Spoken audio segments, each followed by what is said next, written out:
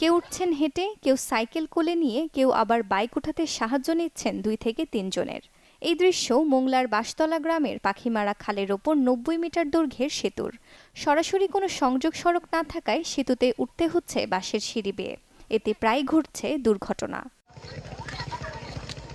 7 বছর আগে প্রায় 5 কোটি টাকা ব্যয়ে প্রকল্পটি বাস্তবায়ন করা হয়।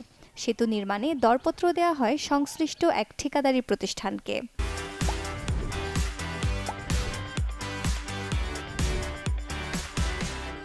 পরবর্তীতে সেতুর কাজ শেষে এলজিডিকে হস্তান্তরের কথা থাকলেও তা করেনি ঠিকাদার প্রতিষ্ঠানটি। ব্রিজটা যে সময় না ছিল সেই সময় 4টা দিয়ে মানুষ পারত, সেই সময় একটা কায়দা কালাম ছিল।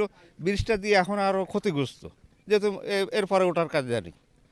এর মাঝে একটা পড়ে এই জায়গাতে ঠেং ভাঙিছে। বর্ষাকাল তো ফারণেই যায় না, বর্ষাকালের জায়গায় মানে মহিলারা, পুরুষ, বাচ্চা ছেলে মাদ্রাসা যায়, স্কুলে আসতে পারে না। ঠিকাদার এই কাজটা করে ফেলাতে চলে গেছে, খালি ব্রিজটা করে রোড দিয়ে নেই। আর রোড নির্মাণ যাবে কিভাবে দেখেন। অত্যন্ত জরুরি আমাদের এই সড়কটার, আমাদের অত্যন্ত প্রয়োজন। এই যে কষ্ট, এই যে দুর্ভোগ, এ আমাদের আর আমরা সহ্য করতে পারি না। এই 2 পাশে মাটি যদি দিত তাহলে সবার সুবিধা হতো, আমরা চলতে ফিরতে পারতাম। সবাই মা বোনের কষ্ট হয়, এ জায়গাতে উঠতেও কষ্ট হয়, নামতেও কষ্ট হয়।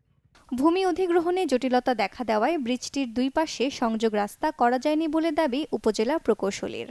ব্রিজটি আসলে দুটি খালের সংযোগস্থলে হওয়ার কারণে মূল যে শুরুতে যে লোকেশনটা নির্ধারণ করা হয়েছিল সেখান থেকে সরিয়ে একটু বাম পাশে নতুন করে জায়গা নির্ধারণ করা হয়, এবং যার ফলে ব্রিজটিতে নতুন করে ভূমি অধিগ্রহণের প্রয়োজন দেখা যায়। কিন্তু বর্তমানে মূল স্ট্রাকচার কাজ শেষ হয়েছে এবং ভূমি অধিগ্রহণের প্রক্রিয়াও প্রায় সমাপ্তির কালে, এবং 4 ধারা জারি হয়েছে। পাশাপাশি একই সাথে আমাদের যে অ্যাপ্রোচের যে রাস্তাটি আছে সেই অ্যাপ্রোচের রাস্তাটি নতুন করে সার্ভে কাজ শেষ হয়েছে এবং প্রাক্কলন প্রস্তুত চলমান।